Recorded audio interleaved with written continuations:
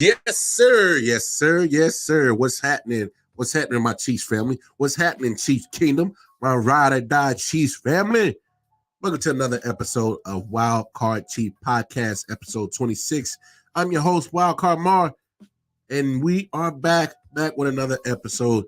And I'm so excited because, damn, it's been, 10 days? Almost 10 days since the last time we saw Chiefs football. Long enough. But in a few hours, we will see our Kansas City Chiefs take on the Jacksonville Jaguars in Duval, Jacksonville, Florida. Well, Chiefs kind of been making a home down there. Every time we go down there, Jacksonville, Florida, it looks like we always walk out with a victory. Hopefully we can do that today. But I got 5 observations on why we should. And then, of course, here's observation number 1. Break it down.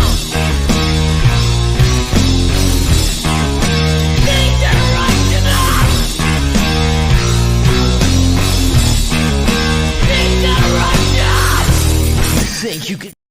That's right, baby. The CEO of Sack Nation is back.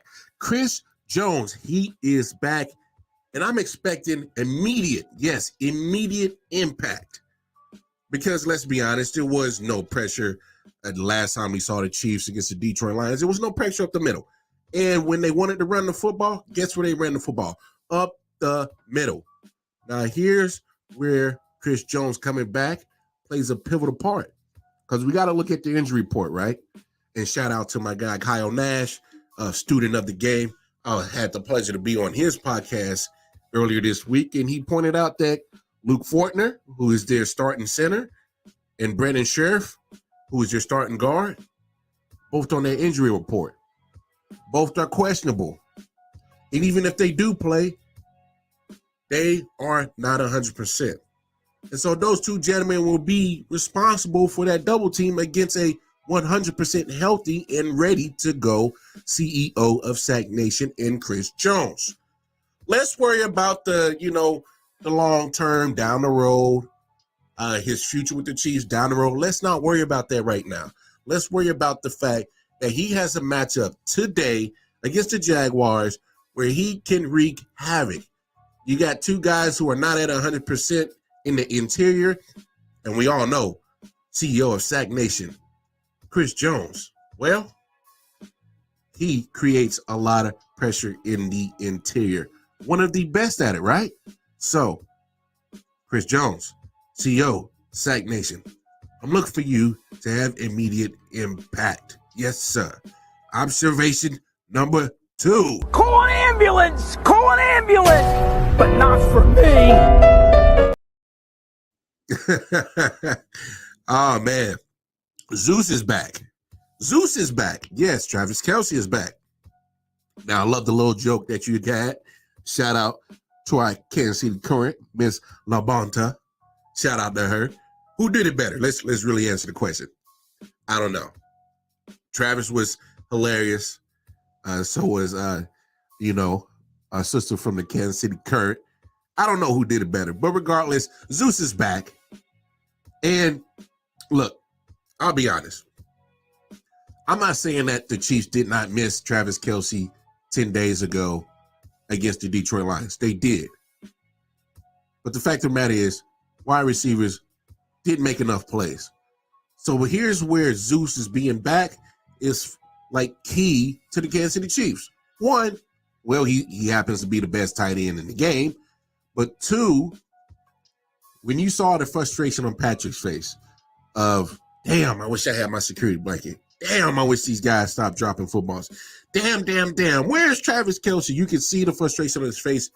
This is where it comes back into this. And Travis Kelce doesn't necessarily need to have a phenomenal game.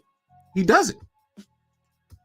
His presence alone eases that offense, eases everybody's mentality. Like, okay, all right, we don't need to freak out. The security blanket is back. When Patrick runs into a jam, need somebody to dump the football off to real quick or somebody to get in space when he does the scramble drill. Travis Kelce is back to make sure that gets done. It gets happen. So Zeus coming back, it's a wonderful thing, of course. But it makes this offense probably click just a little bit better. Just saying. So glad that Zeus is back. Observation number 3. They do have a good quarterback over there in Jacksonville. Trevor Lawrence, yes. T-Law, he is good. Not going to cap on it. Not going to front. But here's where Trevor Lawrence has an issue. He has ball security problems. So today, Kansas City Chiefs defense, this is the day that you force T-Law into TOs. Force Trevor Lawrence into them turnovers, baby. Now, I'm not a stat guy, but every now and then I'll go to some stats to make my point more valid, more factual. So check this out, guys.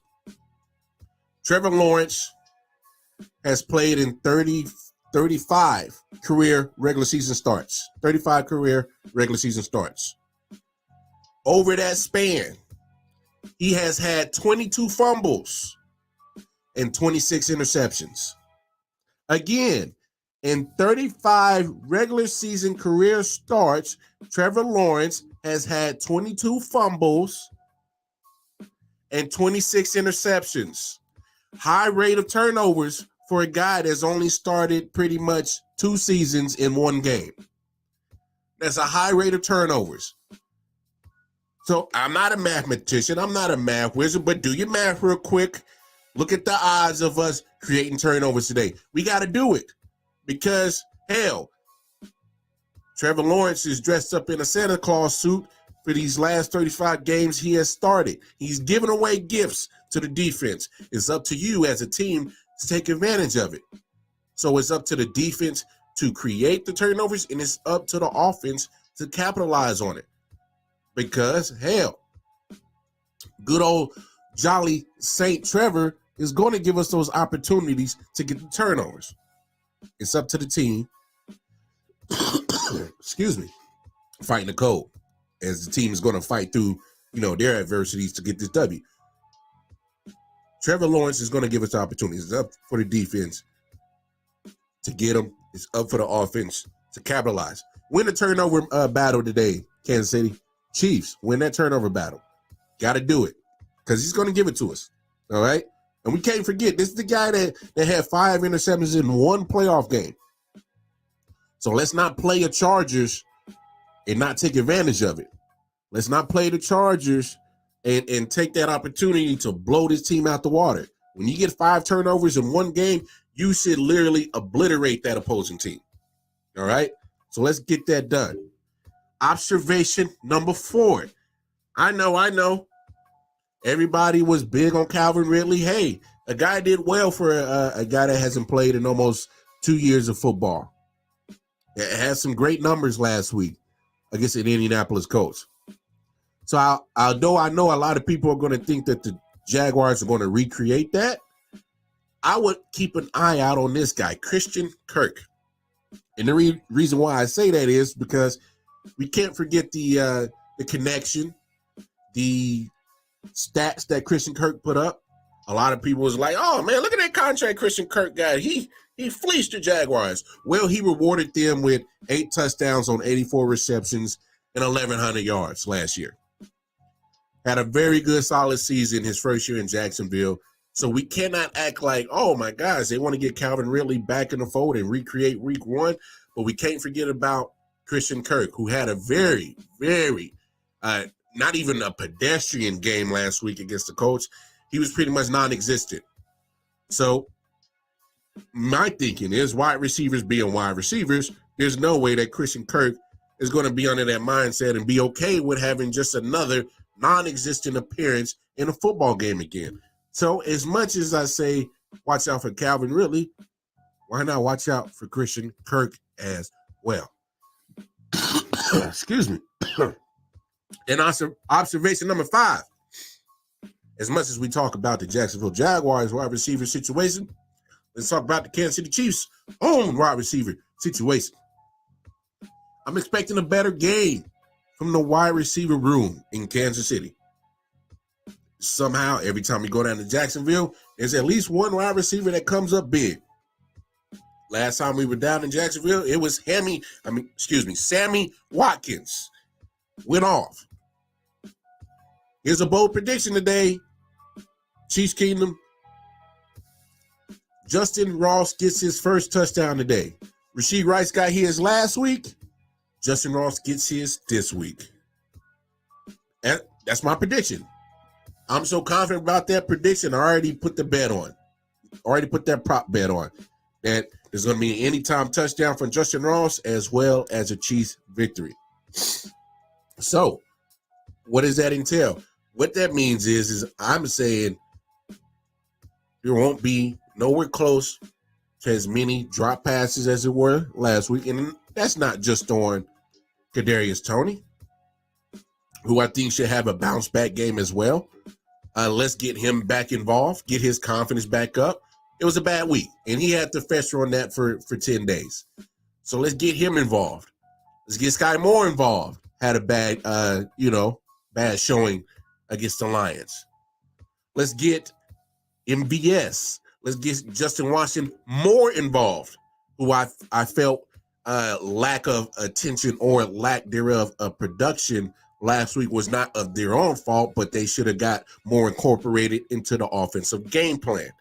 Get them more incorporated because they showed you without Travis Kelce that had you leaned on them, they would have produced for you. They would have showed up for you. And, hey, let's make it happen. And I'm still sticking with that Justin Ross prop bet. I know he only pretty much got his first target late in the game. I don't think that'll happen again this week because, let's be honest, with Travis Kelce being back, I'm pretty sure Jacksonville Jaguars defensive coordinator say, let's focus in on Travis. Make sure he doesn't beat us. Blah, blah, blah. Travis. And then I think it leaves all the wide receivers open to do great things. So let's have a better showing from our wide receiver room today. Right, Chiefs? That means better offensive game plan and just better all production, as in better abilities to catch the football, gentlemen.